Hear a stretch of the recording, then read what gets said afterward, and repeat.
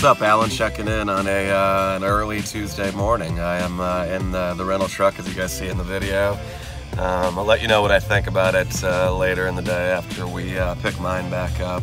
But about to reveal the first round of modifications to the Ram Cummins 2500.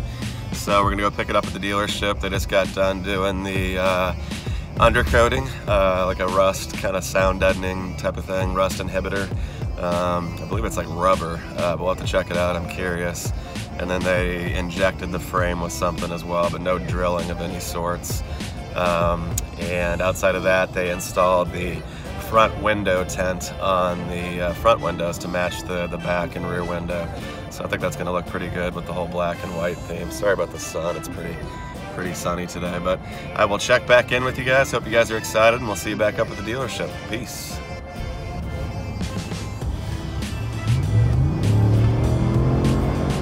See what this 5.7's got. Not bad. Can't get too crazy here, but not bad for a big truck. But honestly, for towing stuff, I'm gonna keep going back to it because I get a lot of questions. Why did I get such a big truck? Why do I need the Cummins and all that? But truth be told, I mean, you really have to rev this thing out with the weight to really get this 5.7 liter going. It's a lot of truck for that engine, in my opinion, especially after driving the 392, which is the 6.4 liter in the Jeep. But yeah, the Cummins, man, I mean, 930 foot-pounds of torque, guys. Check the stats. It's crazy. Like 385 horsepower, but it's all about the torque. I mean, I barely have to give it gas, and it's at 50 miles an hour, you know, just effortlessly. So for towing purposes, and it's so much smoother than this. Once again, you have to rev this thing out to really get any power out of it. So,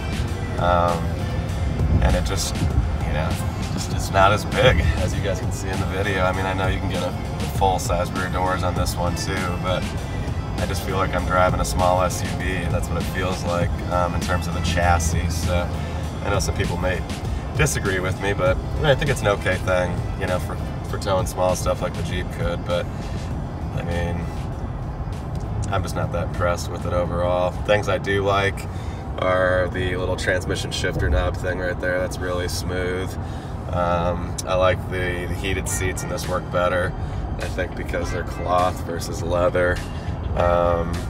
What else do I like better? It's got the newer Uconnect screen, as you can see right there. So it's more of like a modern LED type of screen, which is cool. But outside of that, I really don't think I like anything else better. It definitely doesn't look better. It doesn't have the sport package like mine and a lot of the cooler stuff. But either way, that's some of my opinions on it. And I'm excited to see the truck here in a couple minutes. See you soon.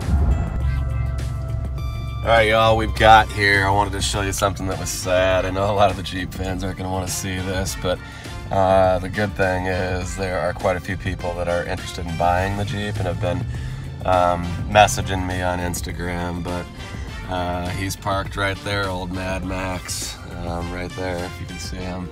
It's a sad thing, right? But we're back at the Enterprise. I'm going to go park this thing and we'll be back. It's a sad day seeing Max outside.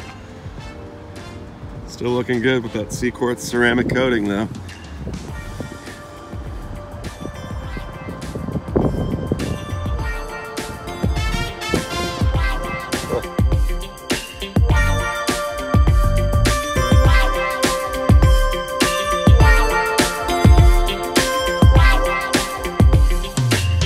Alright guys, as you guys can see in the video that I'll overlay while I'm talking here, the undercoating looks awesome. I'm actually kind of impressed. So it appears the whole frame, differentials, a lot of the suspension stuff that can be covered is covered.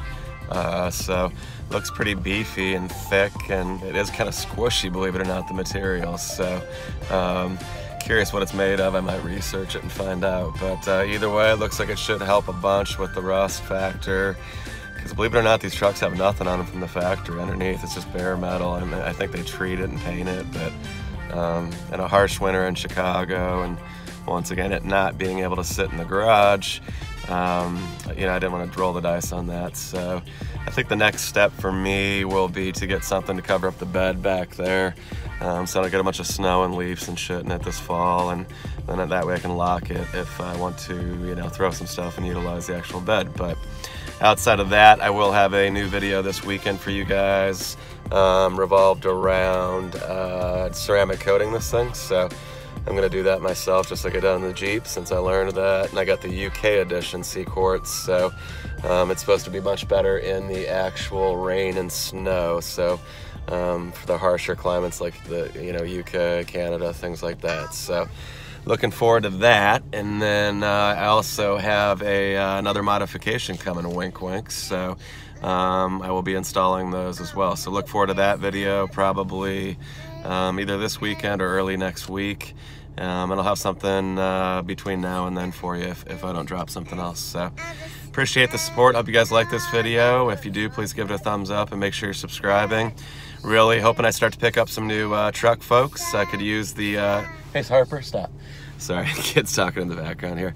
I could use the support on the channel. She's sweet, right? And but either way, subscribe, support us, share it. Looking forward to the new truck folks, and we will be back. Right, Harper? Say hi. You want to say hi? Peace.